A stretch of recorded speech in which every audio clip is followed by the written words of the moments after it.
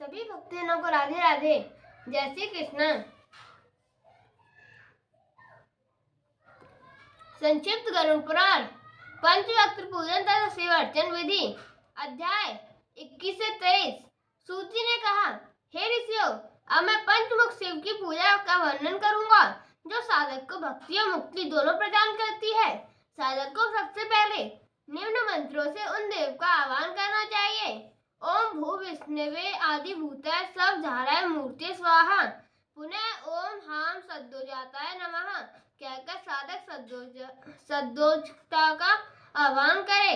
इन सद्योजात की 8 कलाएं कही गई हैं।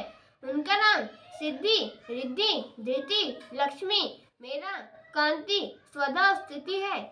सद्योजात की पूजा करने के पश्चात ओम सिद्धाय नमः इत्यादि मंत्रों से उन सभी 8 कलाओं की पूजा करने का विधान है। तदंतर ओम ह्रीं वामदेवाय नमः इस मंत्र से साधक वामदेव की पूजा करे। वामदेव की 13 कलाएं हैं, जिन्हें रजा, रक्षा, रति, पाल्या, कांति, तृष्णा, मति, क्रिया, कामा, बुद्धि, रात्रि, त्रासनी तथा मोहिनी कला कहा गया है। इन कलाओं के अतिरिक्त मनोमणि, अघोरा, मोह, क्षुधा, निद्रा, मृत्यु, माया, तया, भयंकारी नाम की 8 कलाएं अघोर की हैं।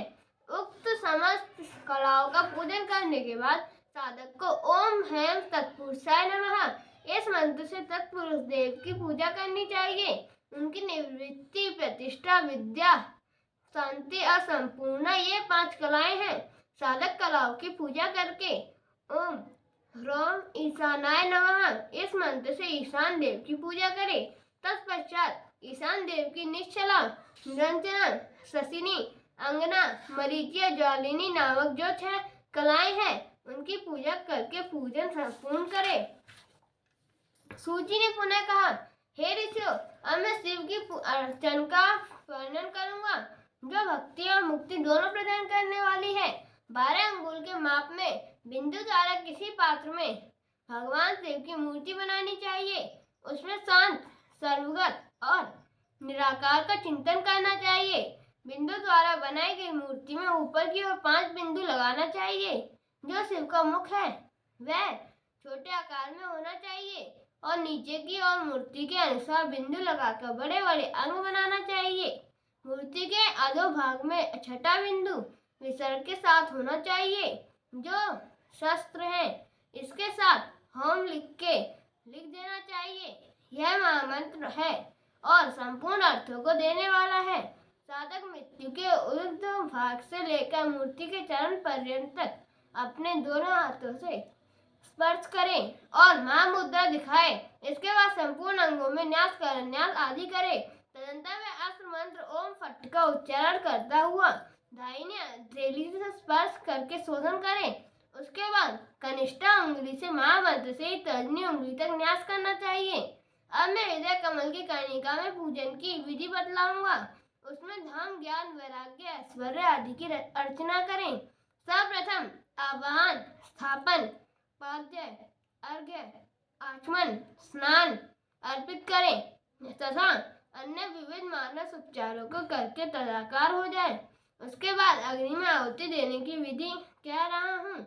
साधक को पूजा स्थल पर अग्नि प्रज्वलित करने के लिए ओम फट अस्त्र मंत्र से एक कुंड का निर्माण करना चाहिए। तत्पश्चात ओम हूम इस कवच मंत्र से उस कुंड का अभेद छूड़ करके मानसिक रूप से उसमें शक्ति का विन्यास करके उसके बाद साधक को हृदय अथवा शक्ति कुंड में क्रमशः ज्ञान रूपी तेज तथा अग्नि का विन्यास करना चाहिए। तत्पश्चात अग्नि के निष्कृति संस्कारों को छोड़कर गर्भाधान आदि समस्त संस्कार करने का विधान है। निष्कृति या मोक्ष संस्कार आहुति के पश्चात किया जाता है, इसलिए आहुति के पूर्व उस संस्कार का निषेध है। समस्त संस्कारों के बाद साधक को उस प्रज्वलित अग्नि में समस्त अंगिक देवों के साथ मानसिक रूप से शिव को आहुति देनी चाहिए। तदंतर कमल अंकित गर्भ वाले उस मंडल में नीलकंठ शिव का पूजन करना चाहिए। इस मंडल के अग्निकोण में अर्धचंद्राकार कल्याणकारी एक अग्निकुंड बनाना चाहिए। तदंतर अग्नि देवता के अस्त्रों से युक्त हृदय आदि में न्यास करने का विधान है। इसके बाद मंडल के अंतर्गत बने हुए कमल की कर्णिका पर सदा शिव की तथा दिशाओं में अस्त्र की पूजा करें। अब श्रेष्ठ पंच तत्वों में स्थित पृथ्वी जल आदि तत्वों की दीक्षा बतलाई जाती है। इन दोनों शांतियों के लिए पृथक पृथक रूप से 100 आहुतियां 5 बार देनी चाहिए। तत्पश्चात साधक पूर्णाहुति देकर प्रसन्नता पूर्वक त्रिशूली भगवान शिव का ध्यान करें। उसके बाद प्रायश्चित सिद्धि के लिए 8 बार आहुति देनी चाहिए। यह आहुति अस्त्र बीज हुम फट मंत्र से प्रदान करने का विधान है। इस प्रकार संस्कार से शुद्ध हुआ वह साधक निसंदेह शिव स्वरूप हो जाता है। शिव की विशेष पूजा में साधक को चाहिए कि वह प्रथम ओम हम आत्म तत्वाय स्वाहा, ओम ह्रीम विद्युत तत्वाय स्वाहा, ओम हुम शिव तत्वाय स्वाहा ऐसा उच्चारण करके आचमन करें। तत्पश्चात उसे मानसिक रूप से कर्णेंद्रिय स्पर्श करना चाहिए। इसके बाद भस्म धारण कर और तर्पण आदि क्रियाओं को संपन्न करना चाहिए। ओम हम प्रतिपता महेभ्य स्वधा, ओम हम माता महेभ्य स्वधा और ओम हम नमः सर्वमात्रभ्य स्वधा इन मंत्रों से तर्पण करें। इसी रीति से पितामह प्रमतामह तथा वृद्ध प्रमतामह भी आदि का भी तर्पण करें और फिर प्राणायाम करना चाहिए। इसके बाद आत्मा तथा मर्दन करके साधक को शिव की गायत्री मंत्र का जप करना चाहिए। वह मंत्र इस प्रकार है। ओम हम तन्महेशा विद्ये वागीशुद्धाय धीमहि तन्नो रुद्रो प्रचोदयात्। अर्थात प्रणव से युक्त हम भी शक्ति से संपन्न उन महेश्वर का हम सभी चिंतन करते हैं। वाणी की पवित्रता के लिए उनका हम ध्यान करते हैं। वे रुद्र हम सभी को सन्मार्ग पर चलने के लिए प्रेरणा प्रदान करें। शिव गायत्री मंत्र जप के पश्चात सूर्य उपस्थान करके सूर्य मंत्रों से सूर्य रूप शिव की पूजा करनी चाहिए। उन मंत्रों का स्वरूप इस प्रकार है। ओम हम ह्रीम हुम हैम होम हा शिव सूर्य नमः। ओम हम खकुकलाय सूर्य मूर्ते नमः। ओम हम ह्रीम सहा सूर्य नमः। इस पूजा के बाद क्रमशः नाम के आदि और अंत में ओम नमः शब्द का प्रयोग करके दंडी तथा पिंगल आदि भूत नायकों का स्मरण करें। तदंतर अग्नि आदि कोड़ों में ओम विमलाय नमः, ओम ईशानाय नमः आदि मंत्रों से क्रमशः विमला और ईशान आदि शक्तियों की स्थापना करके पूजा करनी चाहिए। ऐसा करने से उपासक को परम सुख की प्राप्ति होती है। इन शक्तियों की पूजा के लिए पृथक पृथक बीज मंत्र निर्दिष्ट हैं, यथा ओम राम पद्याय नमः अग्निकोण में, ह्रीम दीप्ताय नमः नैऋत्य कोण में, ओम सूक्ष्माय नमः वायुकोण में, रेम जयाय नमः ईशान कोण में, रेम भद्राय नमः पूर्व दिशा में, रोम भू विभूते नमः दक्षिण दिशा में, रोम विमलाय नमः पश्चिम दिशा में, रम अमोघिकाय नमः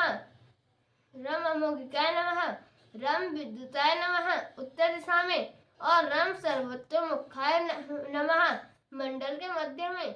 इसके बाद से स्वरूप सूर्य प्रतिमा को सूर्यासन प्रदान करके हम ह्रूम ह्रीम सहा इस मंत्र से भगवान सूर्य की अर्चना करें और फिर निम्न मंत्रों से न्यास करें।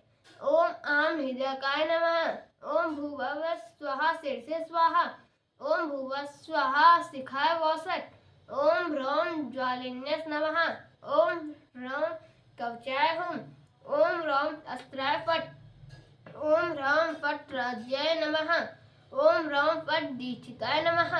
साधक को अंग न्यास के पश्चात निम्न मंत्रों से सूर्यादि सभी 90 ग्रहों को मानसी पूजा करनी चाहिए।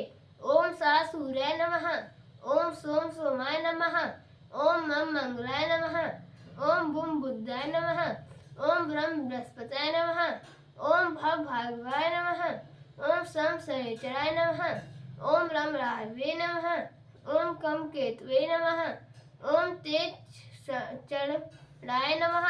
इस प्रकार सूर्यदेव आदि की पूजा करके साधक को आचमन करना चाहिए। इसके बाद वे कनिष्ठा की और उंगलियों में करन्यास तथा पुनर्निम्नलिखित मंत्रों से अंगन्यास करें। ओम हम हृदय नमः, ओम ह्रीम शीर्षे स्वाहा, ओम ह्रूम शिखाय वौसट, ओम ह्रैम कवचाय हुम, ओम ह्रौम नेत्रत्राय वौसट, ओम ह्रां अस्त्राय फट। तदंतर भूत शुद्धि करे तथा पुनर्न्यास करे। अर्घ्य स्थापन करके उसी जल से अपने प्रोक्षण करना चाहिए। उसके बाद वह साधक शिव सहित नंदी आदि की पूजा करे। ओम ह्रौम शिवाय नमः मंत्र से पद्म में स्थित शिव की पूजा करके नंदी, महाकाल, गंगा, यमुना, सरस्वती, त्रिवस्त्र, वास्तु देवता, ब्रह्मा, गणपति तथा गुरु की पूजा करे।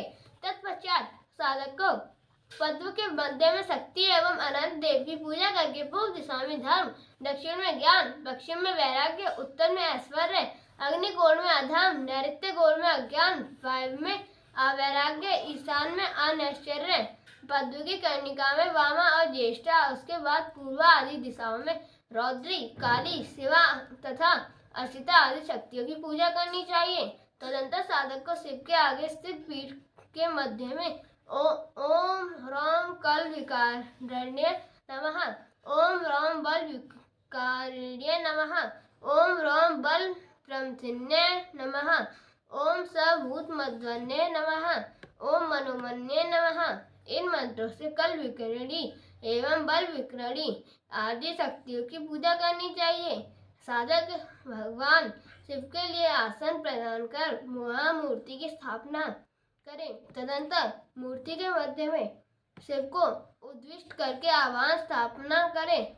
संधिदान, संधिरोध, संकलीकरण आदि मुद्रा दिखाएं और अर्घ्य, पाद्य, अर्चमन, अभ्यंग, उद्वतन तथा स्नानीय जल समर्पित करें एवं अग्नि मंथन करके पूज्य देवों को वस्त्र ग्रहण, वस्त्र गंध, पुष्प, दीप और नैवेद्य में चरु समर्पित करें।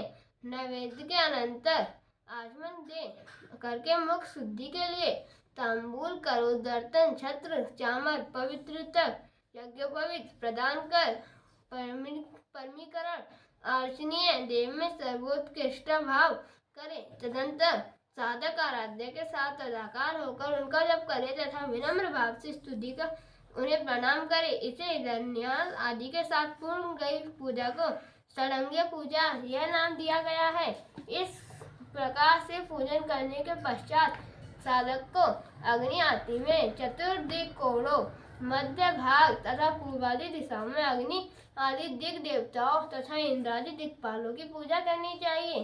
तदंतर उसको उन देवों के मध्य से चंडेश्वर की पूजा कर उनके लिए निर्माल्य समर्पित करना चाहिए। इसके बाद वह निम्नांकित स्तुति से क्षमा याचना करके उनका विसर्जन करे।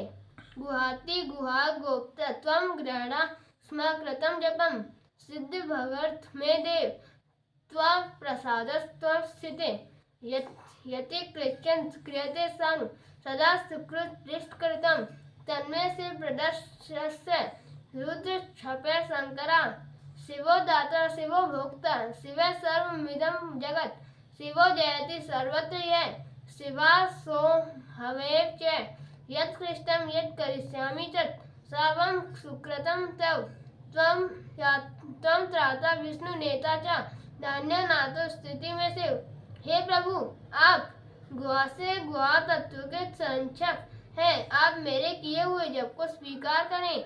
हे देव, मुझे सिद्धि प्राप्त हो। आपकी कृपा से आप में मेरी निष्ठा बनी रहे। हे रुद्र, हे भगवान शंकर, मेरे द्वारा सर्वदा पाप पुण्य रूप जो कर्म किया जाता है उसे आप नष्ट करें। मैं आपके इन कल्याणकारी चरणों में पड़ा हूँ। हे शिव, आप अपने भक्तों को सर्वस्व देने वाले हैं। आप ही भोक्ता हैं। हे शिव, यह दृश्यमान संपूर्ण जगत भी तो आप ही हैं। हे शंकर, आपकी विजय हो। सर्वत्र सब शिव है तो भी मैं वही हूँ। जो कुछ मैंने किया है और जो कुछ भविष्य में करूँगा वह सब आपके द्वारा ही हुआ है। आप रक्षक हैं, आप विस्मयजायक हैं। हे शिव, आपके अतिरिक्त मेरा कोई स्वामी नहीं है।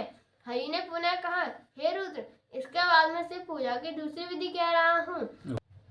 इस विधि के अनुसार गणेश, सरस्वती, नंदी, महाकाल, गंगा, यमुना, अस्त्र तथा वास्तुपति देव पूजा मंडल के द्वार पर करनी चाहिए और साधक पूर्वादि दिशाओं में इंद्रादि सभी दिक्पालों की पूजा करे।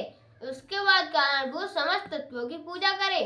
उन तत्वों में पृथ्वी, जल, तेज, वायु और आकाश ये पंच महाभूत हैं। गंध, रस, रूप, स्पर्श तथा शब्द, ये उनकी 5 तन्मात्राएं हैं। वाक, पाणी, पाद, पायु एवं उपस्थ, ये 5 कर्मेंद्रियां। श्रोत्र, त्वक, चक्षु, जीवा तथा घ्राण, ये 5 ज्ञानेंद्रियां हैं। इनके अतिरिक्त मन, बुद्धि, चित्त और अहंकार, ये अंतःकरण चतुष्टय है। उनसे ऊपर पुरुष की स्थिति है। इन्हीं पुरुष को शिव कहा जाता है। इन तत्वों के साथ राग, गान, शास्त्रीय राग विशेष, बुद्धि, विद्या, कला, काल, नियति, माया, शुद्ध विद्या, ईश्वर और सदाशिव जो सबके मूल है, उनकी भी पूजा होनी चाहिए। इन समस्त तत्वों में जो शिव और शक्ति अर्थात पुरुष एवं प्रकृति का तत्व अनुयुक्त है, उसको जानकर ज्ञानी साधक जीवन मुक्त होकर शिव रूप हो जाता है। इन तत्वों में जो शिव तत्व है वही विष्णु है, वही ब्रह्मा है और वही ब्रह्म तत्व है। भगवान सदाशिव का मंगल में ध्यान स्वरूप इस प्रकार है। वे देव पद्मानुसार विराजमान रहते हैं। उनका वर्ण शुक्ल और है। सदैव 16 वर्ष की आयु में स्थित रहते हैं। वे 5 मुखों वाले हैं। उनके 10 हाथों में क्रमशः दक्षिण भाग की और अभय मुद्रा, प्रसाद मुद्रा, शक्ति, शूल तथा खटवांग और वाम भाग की और सर्प, अक्षमाला, डमरू, नीलकमल तथा श्रेष्ठ बीज पूर्वक बिजौरी नींबू स्थित रहता है। इच्छा और ज्ञान क्रिया नामक 3 शक्तियां इनके 3 नेत्र हैं। ऐसे वे देव सर्वदा कल्याण की भावना में अवस्थित रहते हैं, इसलिए इन्हें सदाशिव कहा गया है। ऐसे मूर्तिमान देव का चिंतन करने वाले साधक सदैव काल भय से रहित रहते हैं। इस प्रकार शिव उपासना करने वाले साधक की ना तो अकाल मृत्यु होती है और न शीत तथा उष्णादि कारणों से उसकी मृत्यु होती है।